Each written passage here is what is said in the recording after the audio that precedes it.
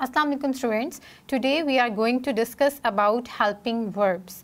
First of all, we must know what are verbs. Verbs क्या होती हैं ये जानना सबसे ज़रूरी है पहले.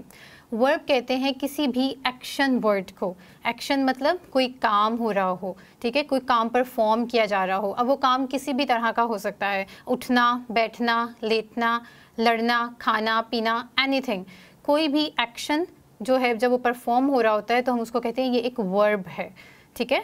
अब हेल्पिंग वर्ब्स जो हैं वो किसी भी सेंटेंस में हमें बताती हैं कि जो वर्ब है उसमें पूरे एक सेंटेंस जो है उसका किसी भी पर्सन का मूड के बारे में, किसी टाइम के बारे में या किसी के टर्न के बारे में जो है वो हमें इंफॉर्मेशन देती हैं. हेल्पिंग वर्ब जो है वो हमेशा किसी भी सेंटेंस में मेन वर्ब के और सब्जेक्ट के दरमियान में आती है. अब सब्जेक्ट क्या होता है? सब्जेक्ट कहते हैं कोई भी बंदा, कोई भी पर्सन जो कि किसी भी कोई भी काम कर रहा है, ठीक है, जो कोई काम परफॉर्म कर रहा है, उस बंदे को, उस पर्सन को हम कहते हैं सब्जेक्ट. अब वो कोई नेम भी हो सकता है, फॉर एग्जांपल अली, आमना, आलिया, या फिर वो कोई प्रोनाउन भी हो सकता है, for example he, she, it. तो किसी भी सब्जेक्ट और मेन वर्ब के मिड में जो आता है वो होता है हमारा हेल्पिंग वर्ब. हेल्पिंग वर्ब्स जो हैं वो काफ़ी तरह के होते हैं. बेसिकली जो हमारी वर्ब्स हैं उसमें टेंसेस को हमने 3 कैटेगरीज में डिवाइड किया है. वर्ब के जो टेंसेस हैं वो हैं present, past and future. Present जो है उसका मतलब होता है कोई भी वर्ब जो कि हमें किसी काम के बारे में बताए जो कि अभी हो रही है. पास्ट टेंस हमें बताएगा कि कोई भी वर्ब जो कि हमें पुराने काम के बारे में जो कि पहले हो चुका है ऑलरेडी उसके बारे में इंफॉर्मेशन देगी. और फ्यूचर वर्ब जो है वो हमें उस एक्शन के बारे में बताएगी कि जो कि अभी परफॉर्म नहीं हुआ, जो कि अभी होना है इन फ्यूचर. तो अब हम इनके देखते हैं कि कौन कौन सी वर्ब्स जो हैं वो प्रेजेंट में यूज़ होती हैं, कौन सी पास्ट में और कौन सी फ्यूचर में यूज़ होती हैं. is, am, are. पहले हम इन वर्ब्स को देखते हैं कि ये वर्ब्स जो हैं वो कहाँ पे इस्तेमाल की जाती हैं और इनको इस्तेमाल करने के लिए कौन कौन से रूल्स हैं that we must follow. First of all is, are और एम जो हैं ये प्रेजेंट टेंस में इस्तेमाल किए जाते हैं, प्रेजेंट कॉन्टीन्यूअस टेंस में. जब कोई काम मौजूदा हाल में हो रहा होता है तो तब हम इन वर्ब्स का इस्तेमाल करते हैं. और इज़ जो है वो इस्तेमाल किया जाता है ही के साथ, शी के साथ, इट के साथ. आर जो है वो हमेशा प्लूरल्स के साथ इस्तेमाल किया जाता है, they are, you are, we are, ठीक है. और एम जो है वो सिर्फ एक ही प्रोनाउन के साथ इस्तेमाल किया जाता है, that is I am. Let's see some examples. He is reading a book. इसमें इज़ जो है हमने हेल्पिंग वर्ब इस्तेमाल की है. यहाँ पे इज़ क्यों इस्तेमाल किया है? क्योंकि हमारा जो प्रोनाउन था वो ही था, ठीक है. तो हम डिस्कस कर चुके हैं कि ही, शी, इट के साथ हम इज़ जो है उसको helping as a helping verb use करेंगे. नेक्स्ट हम यूज़ करते हैं आर को. They are playing in the garden. इस सेंटेंस में जो हमने हेल्पिंग वर्ब इस्तेमाल किया है वो है आर. आर यहाँ पे क्यों इस्तेमाल किया गया है? क्योंकि यहाँ पे दे का प्रोनाउन जो है वो इस्तेमाल किया गया था. तो दे के साथ क्या लगता है? R. That's why we have used R here. Now we are going to use M. M मैंने आपको बताया सिर्फ आई के साथ लगता है. So I am writing on the board, ठीक है, मैं बोर्ड पर लिख रही हूँ.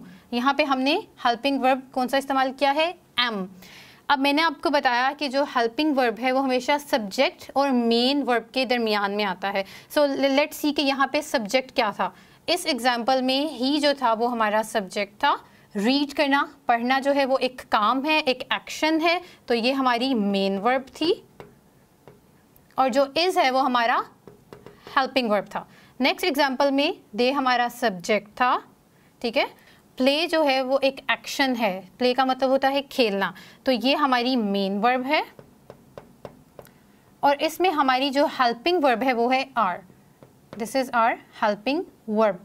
जो हमारी लास्ट एग्जाम्पल है इसमें आई हमारा सब्जेक्ट है जो कि काम कर रहा है, राइट करना लिखना एक एक्शन है, लिहाजा ये हमारी मेन वर्ब है और जो हमारी हेल्पिंग वर्ब है वो है am. Okay, so this was about present tense. ये हमने प्रेजेंट टेंस के बारे में बात की कि हम उसमें अगर कॉन्टीन्यूसली कोई काम हो रहा है तो हम कौन कौन सी हेल्पिंग वर्ब्स जो हैं उनका इस्तेमाल करेंगे।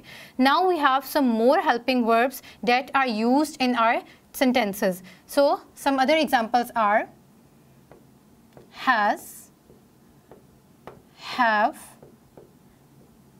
had, do and did.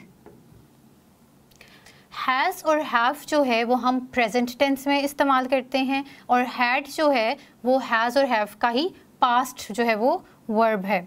So has जो है वो किन प्रोनाउंस के साथ इस्तेमाल होता है, I have जो है वो इस्तेमाल होता है I have, you have, we have, they have, यानी कि ये प्लूरल्स के साथ इस्तेमाल किया जाता है। और has जो है वो सिंगुलर नाउन के साथ, प्रोनाउन के साथ इस्तेमाल किया जाता है। For example she has, he has, it has, या कोई भी नेम जो है उसके साथ भी हम has का इस्तेमाल करेंगे। अब has जो है वो अगर हेल्पिंग वर्ब के बगैर हो तो वो फिर एक पोजेशन को शो करता है, लेकिन हेल्पिंग वर्ब्स के लिए ज़रूरी है कि हम has और have में जो है कोई ना कोई मेन वर्ब जो है वो इस्तेमाल करें। फॉर एग्ज़ाम्पल has में हम देख सकते हैं she has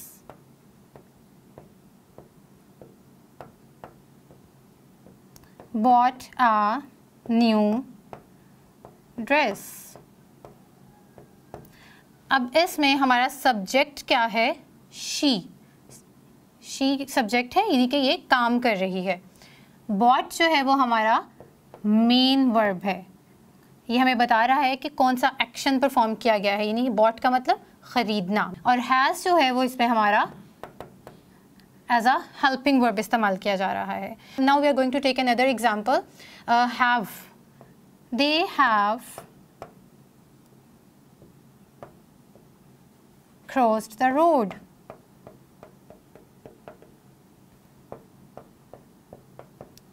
इसमें हमारा दे जो है वो एज अ सब्जेक्ट यूज़ कर रहे हैं हम, क्रॉस करना जो है वो एक मेन वर्ब है, ये एक एक्शन है, और हैव को हम एज अ हेल्पिंग वर्ब इस्तेमाल कर रहे हैं। अब जब हम हैड का इस्तेमाल करेंगे तो उसमें हमें कोई भी जो है स्पेसिफिकली प्रोनाउंस के साथ वो यूज़ नहीं होता, हर प्रोनाउन के साथ हम हैड को इस्तेमाल करते हैं, आई, वी, यू, दे। और हैड हमें बताता है कि कोई काम जो है वो गुजरे हुए ज़माने में और दूर के गुजरे हुए ज़माने में हुआ है। For example she had told me different stories।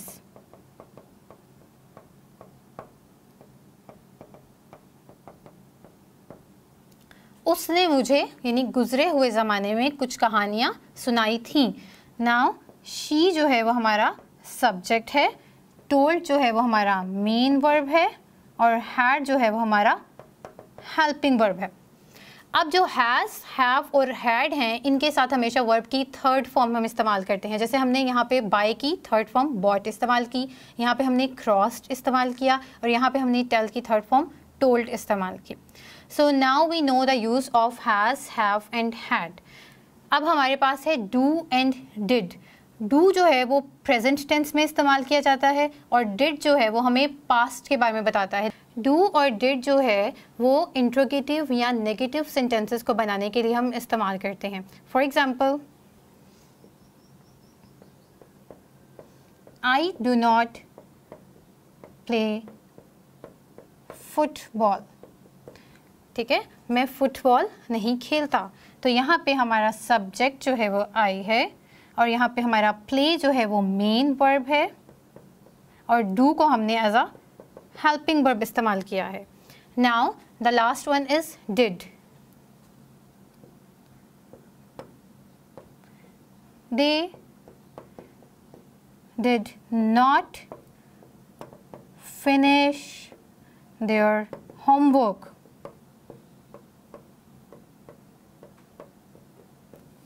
यहाँ पे हमारा दे जो है एक सब्जेक्ट है, फिनिश जो है वो मेन वर्ब है जिसका मतलब होता है कोई काम ख़त्म करना, और डिड को हमने एज अ हेल्पिंग वर्ब इस्तेमाल किया है। एज़ आई टोल्ड यू कि डू और डिड जो हैं वो हम इंट्रोगेटिव या नेगेटिव सेंटेंसेस को बनाने के लिए इस्तेमाल करते हैं, इसलिए हमने यहाँ पे डू के बाद नॉट और डिड के बाद भी नॉट का इस्तेमाल किया है।